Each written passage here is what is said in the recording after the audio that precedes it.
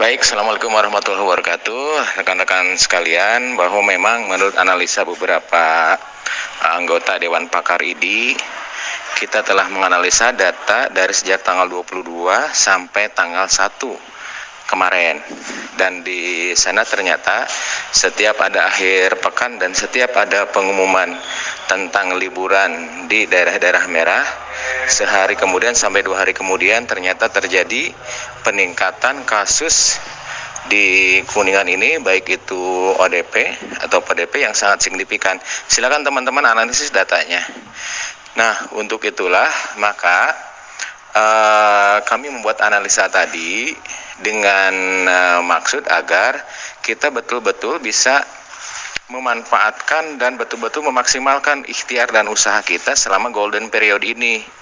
Jadi waktu baku emas ini kemungkinan ini tidak akan terulang.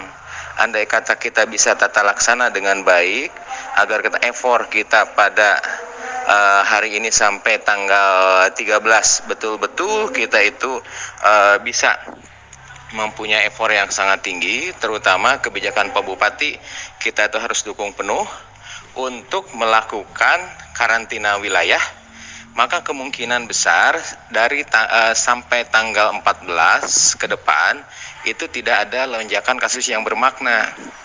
Jadi modal dasar kita itu dari hari kemarin sampai tanggal 14 itu betul-betul kita harus maksimalkan, harus betul-betul kita ikhtiarkan.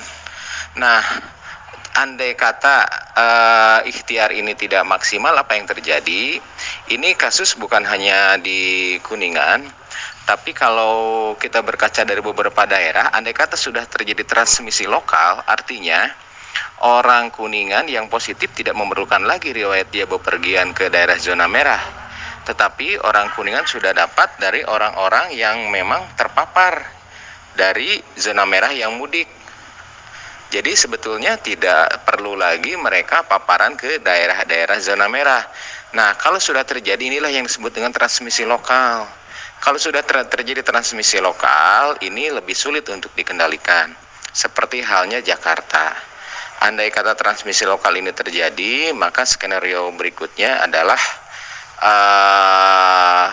kita dari segi sarana, meningkatkan sarana, mungkin perhitungan kita sih sampai 200-300 bed untuk kamar isolasi, dan itu kecil kemungkinan untuk kita bisa bisa kita penuhi dengan rumah sakit yang ada. Solusinya dengan membangun rumah sakit lapangan. Ini tentu kan tidak kita harapkan. Dan kalau misalnya transmisi lokal ini terjadi, ini memang lebih sulit untuk kita kontrol. Karena ketika berobat bukan lagi hanya riwayat bepergian, tanpa riwayat bepergian kemana-mana pun mereka kemungkinan bisa positif. Ini lebih rumit lagi. Jadi memang kondisi ini dinamis, tidak bisa fix begitu riset hari ini, kemungkinan itu yang benar. Besok mungkin kondisi bisa berubah, ya. Jadi selain kita diamanahi oleh Allah data-data tersebut, kalau kita berpikir kan kita mesti melakukan action, ya, melakukan intervensi kalau di istilah manajemen resikonya. Jadi resiko yang sudah nampak itu harus diintervensi supaya trennya itu tidak terjadi peningkatan. Intervensinya apa? Ini sudah, menurut saya sudah bagus kebijakan dari Pak Bupati untuk melakukan karantina wilayah. Tinggal nih bagaimana efektivitasnya. Ketika ditanya efektivitas, bukan hanya kita menuntut, ternyata ini kurang efektif. Bukan. Jadikanlah diri kita bagian dari solusi. Kenapa ini tidak efektif? Misalnya di satu daerah kepedulian masyarakat belum tinggi. Nah, masyarakat itulah yang kepeduliannya bagaimana bisa meningkat. Jadi sekarang bukan zamannya lagi di golden period untuk saling mengeluh dan saling menuduh. Tapi kita mesti tingkatkan semangat solusi, karena itu adalah kewajiban kita bersama.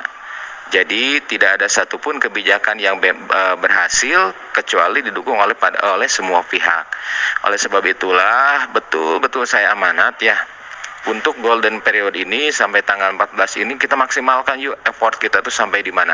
Kalau perlu mah nanti rekan-rekan mungkin bisa membuat lomba desa sehat bebas corona sebagai bagaimana effort masyarakat yang di sekitar. Silakan upload filmnya, bagaimana usaha di desa anu, bagaimana penyuluhan di desa anu, kemudian juga upload juga ternyata di daerah sini makin ramai, masih ada pemudik yang memang jalan-jalan, upload juga supaya apa? Supaya mereka juga punya nilai negatifnya, aib kalau ada pemudik bisa jalan-jalan berleluasa tanpa ada keperluan-keperluan yang sangat vital.